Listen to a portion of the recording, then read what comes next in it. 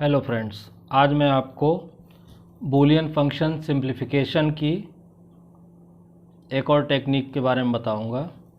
इसमें जैसा आप जानते हैं कि बूलियन फंक्शन दो फॉर्म में रिप्रेजेंट कर सकते हैं, एक सॉफ्ट फॉर्म और एक पॉज फॉर्म।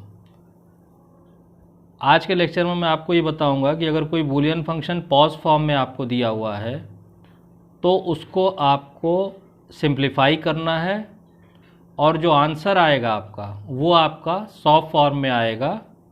लेकिन ये जो प्रोसेस आपको करना है के मैप की मदद से करना है। तो how to convert from POS form to SOP form using K map. देखिए, इसमें जो आपको प्रोसीजर फॉलो करना है उसमें पहला क्या है आपका कि make pause from form, make POS form, यानी जो भी क्वेश्चन आपका दिया हुआ है उसको पहले आप पॉज फॉर्म में कन्वर्ट कीजिए।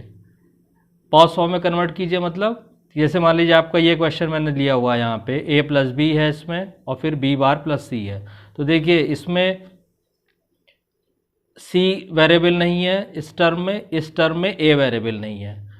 तो जैसा आप जानते हैं कि बूलियन फंक्शन कोई भी सॉफ्ट या पॉज फॉर्म में तभी होगा जब उसकी हर एक टर्म में सारे वेरिएबल हों। तो वही मैंने यहाँ पे लिखा है कि मेक पॉज फॉर्म। पहले सबसे पहले जो भी आपका गिवन क्वेश्चन है उसको आप पॉज फॉर्म में कन्वर्ट करेंगे। उसके बाद जो भी टर्म दी हुई है वहाँ पे आप जीरो मार्क करेंगे इनटू द रेलिवेंट सेल्स। ठीक है, अभी मैं जब एग्जाम्पल से आपको क्लियर करूँगा तो आपको एकदम क्लियर हो जाएगा। ठीक है, तो पहला पॉइंट ये हो गया कि पॉज फॉर्म बनाएंगे और जो भी टर्म्स हमारी पॉज फॉर्म में अवेलेबल है के मैप में हम ज़ीरो मार्क कर देंगे वहाँ पे। ठीक, सेकंड उसमें हम क्या करेंगे कि ज़ीरो मार्क करने के बाद बाकी जो स्पेस बचा हुआ है वहाँ पे हम वन मार्क कर देंगे। ठीक है, फिर सेकंड स्टेप में क्या करेंगे कि जो वंस हैं उनकी हम ग्रुपिंग करेंगे। तो ग्रुपिंग का सिस्टम वही है जो के मैप में अभी तक आप करते आए हैं। सबसे पहले बड़े से बड़ा ग्रुप बनाएंगे, 16 का, 8 का, 4 का, 2 का। ठीक है, उस तरह आप लेकिन 1 की ग्रुपिंग करेंगे आप यहाँ पे। ठीक, उसके बाद थर्ड स्टेप में आपको क्या करना है, right the simplified shop equation. फिर इन ग्रुप्स में आप वही के मैप का जो बेसिक रूल है, आप लेफ्ट टू राइट ट्रेवल करके देखेंगे कौन सा वेरिएबल नहीं चेंज हो रहा है, ऊपर से नीचे ट्रेवल करके देखेंगे कौन सा वेरिएबल नहीं चेंज हो रहा, और आप सॉफ्ट फॉर्म में आंसर लिख देंगे। अब इस पूरे प्रोसीजर को मैं आपको एक एग्जाम्पल से समझाता हूँ। मान लीजिए आपको गिवन फंक्शन दिया हुआ है 3 वेरिएबल का, f equal to a plus B bar plus C bar और a bar plus B plus C bar. इसको हमें सॉफ्ट फॉर्म में कन्वर्ट करना है। ये आपका पॉज फॉर्म में दिया हुआ है। तो हम क्या करेंगे, पहले हमने ये 3 वेरिएबल का के मैप बनाया 8 खाने का।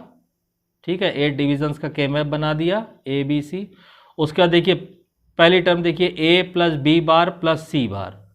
तो आपको मालूम है कि चूंकि हम पॉज फॉर्म की बात कर रहे हैं तो यहाँ पे उल्टा होता है। मतलब a क्या है, a वैसे तो 1 होता है लेकिन पॉज फॉर्म के केस में a 0 हो गया। तो ये वाली रो आपने देखा। फिर b bar plus C bar, तो b बार क्या हुआ 1, c बार 1। ठीक है, तो 0 में आप 1 1 पे जाएंगे ये वाला, तो यहाँ पे आपने 0 मार्क कर दिया। मैं आपको फिर से एम्फसाइज करना चाहूँगा कि पॉज के केस में जो आप सॉफ्ट फॉर्म में के मैप सॉल्व करते हैं उसका जस्ट उल्टा होता है। तो जैसे ये है आपका a plus B bar plus C bar, तो आप नॉर्मल केस में तो आप इसको लिखेंगे 1 0 0, लेकिन पॉज के केस में ये क्या हो जाएगा 0 1 1। तो ये हमने 0 1 1 यहाँ पे हमने 0 मार्क कर लिया। फिर इस टर्म को देखिए, तो ये टर्म क्या हो जाएगी, a बार है तो 1 0 1। तो a कहाँ पे 1 है, यहाँ पे 1 है, 1 और 0 1 ये कॉलम है। तो इन दोनों टर्मों के लिए आपने ये 0 और ये 0 मार्क कर लिया। ठीक, बाकी जो डिविजन्स बचे हैं वहाँ पे आपने 1 मार्क कर लिया, 1 1 1 1 1 1, ठीक। उसके बाद हम क्या करेंगे, ग्रुपिंग करेंगे। तो हम देख रहे हैं कि भाई ये 2 1 ले लिया हमने और ये 2 1 ले लिया, इनकी ग्रुपिंग हो सकती है, तो ये एक आपका क्वाड बन गया 4 1 का, ठीक। उसके बाद ये 1 बचा है तो ये हमने इसको लेके पेयर बना दिया। फिर एक ये 1 बचा है, इसको लेके हमने पेयर बना दिया, ठीक।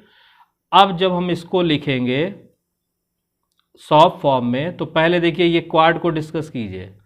तो क्वाड में ऊपर से नीचे ट्रेवल करेंगे, ए अपनी वैल्यू चेंज कर दे रहा है, 0 से 1 हो जा रहा है, ए नहीं लिखेंगे।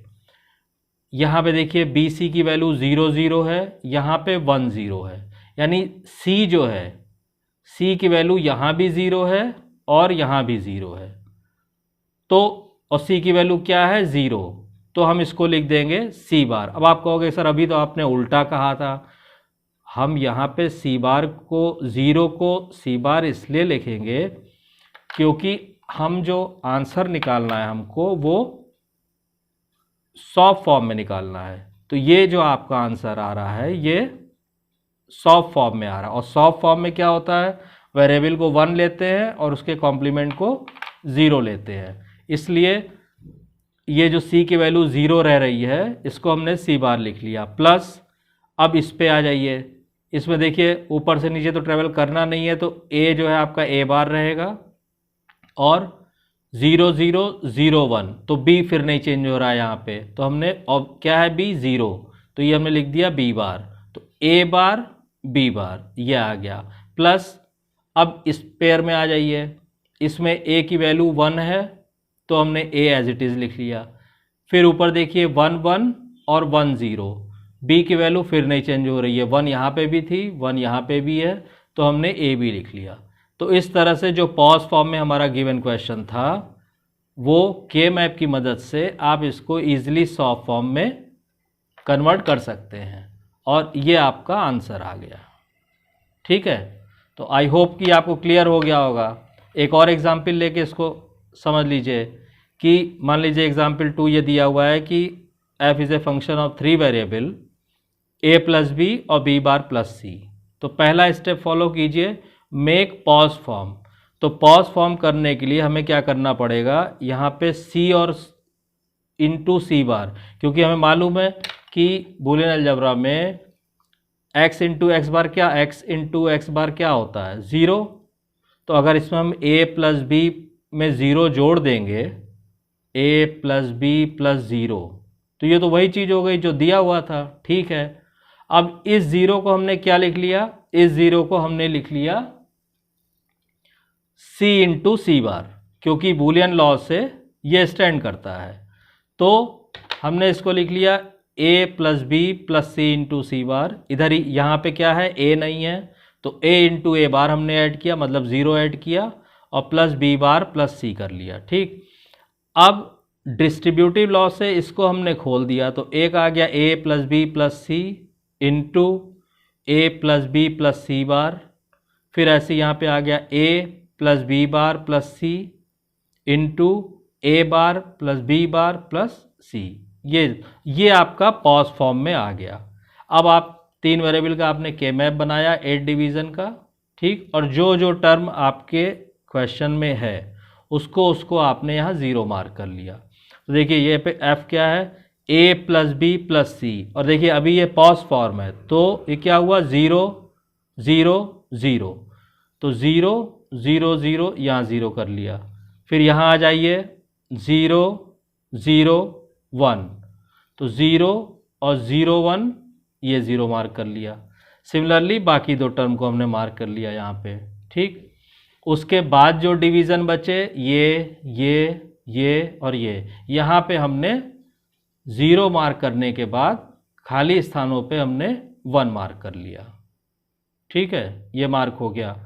अब उसके बाद 1 की हमने पेयरिंग करेंगे, तो 4 का तो 1 कोई यहाँ क्वाड बनता दिख नहीं रहा है, तो 2 1 हमने ये पेयर कर दिया और 2 1 हमने ये पेयर कर दिया।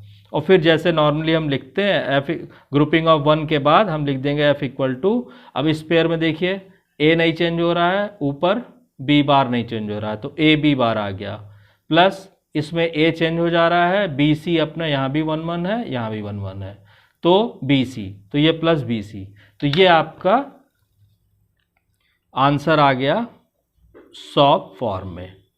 तो आई होप कि आपको ये क्लियर हो गया होगा कि कोई भी बूलियन फंक्शन अगर आपका पॉज फॉर्म में दिया हुआ है तो उसको सॉल्व फॉर्म में आप इजीली सिंप्लीफाई कर सकते हैं के मैप की मदद से।